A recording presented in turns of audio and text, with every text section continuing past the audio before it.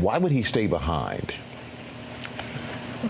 That we cannot answer. I can't fathom why he would. Like, I don't know why he would. We always taught him to, if you go with a group, you stay with a group.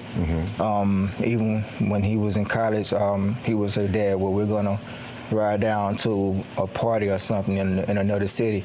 Now, so I always tell him, look, if you go with 5, you come back with 5. Do not separate from your group. Because I always say safety is in numbers. And he always said, yes, sir. So he knew to stay with his group. So why would he split from his group? I don't know. So that would have been unusual for him to split from the group. And you said he would always check in with you. Did he check in with you that day?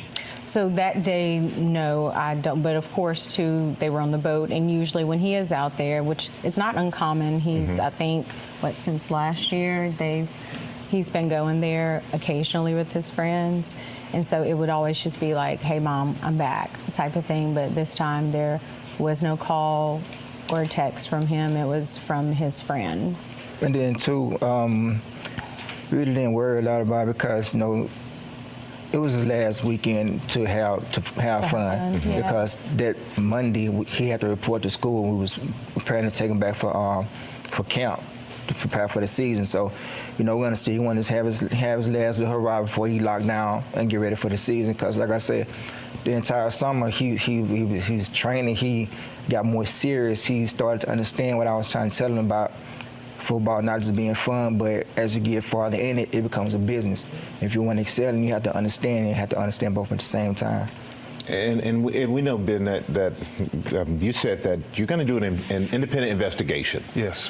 And you say you have Nolan's cell phone and messages were deleted. How could you tell messages were deleted? Well, his parents got the phone back, and that's something that's important, Michael, because they tracked this phone on Life 360. So Life 360, but when I received the phone call from Warren, I immediately called my friend Tashima, and I said, hey, have you guys seen Nolan? Because her 2 sons, Jalen and Javon, they grew up together. They played City League sports together. When they got into school, they played sports together. And so she was like, hey, okay, the boys were pulling up the location from Snapchat. So the Snapchat location looks completely different than the Life 360 location. So when I pulled up Life 360, it was different. It was showing everywhere the phone had been. I was like, well, it's showing that he's back on land. He's like, but no, he didn't come back with us. Well, how were you able to get the phone? So we tracked it, and my friend Tashima went and picked it up. It wasn't like they said we got his phone, they tracked it. And that highlights all these contradictions, Michael. The fact that they said Nolan was talking to a young woman and she said that he said, I'm going back to get on the boat with the boys. The boys said that he said he was going to stay with her. And so that's an obvious contradiction. And then this video of this, you can hear an argument going where Nolan is saying, give me my freaking phone. What are you freaking doing?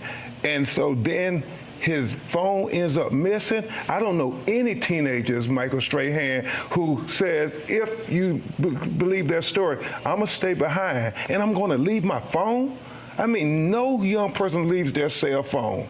And so then there's so many things their parents were telling us about, even why didn't his body wash up with the tide on Sunday? Okay, why would it come on Monday? Please. It's not adding up. So the thing about the phone, that was, again, as I say, that was from our show. And I just want to go back 2 things. We saw the video. It's tough to analyze. And I'm sure Ben, as a seasoned professional, as an investigator and an attorney, or an attorney, a law firm that has investigators, that they have examined that, and that may end up in whatever sort of, whether it is litigation or investigation, whatever, that's going to be part of it. And so they can have an audio forensics person go over that information, over that, and hear things and pull out things that we couldn't necessarily with a naked ear, right? If that's the right term. The thing before that, where she talks about her son having the Life 360, that app, that's something that involved parents do, is not necessarily spying on their kids, but tracking them in case they need the information. And, in case they need to find out where their son is, they were able to find the phone. And the reason they weren't able to find him is because he wasn't with his phone. And so, yes, that does make for contradictions in all of this. And I see some folks in the chat saying, the parents are in denial. I don't know what they're in. I know that they're in deep grief. I know that they are in deep sorrow, and I know that my deepest condolences go with them.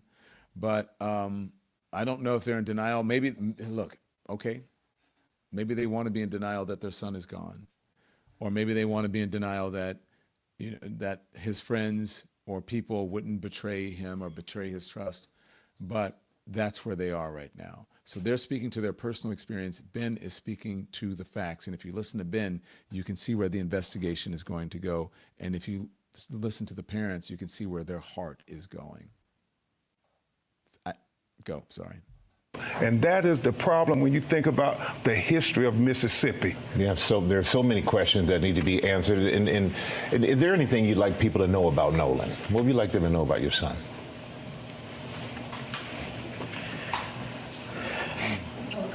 No, It's okay. Nolan, take your time. Nolan was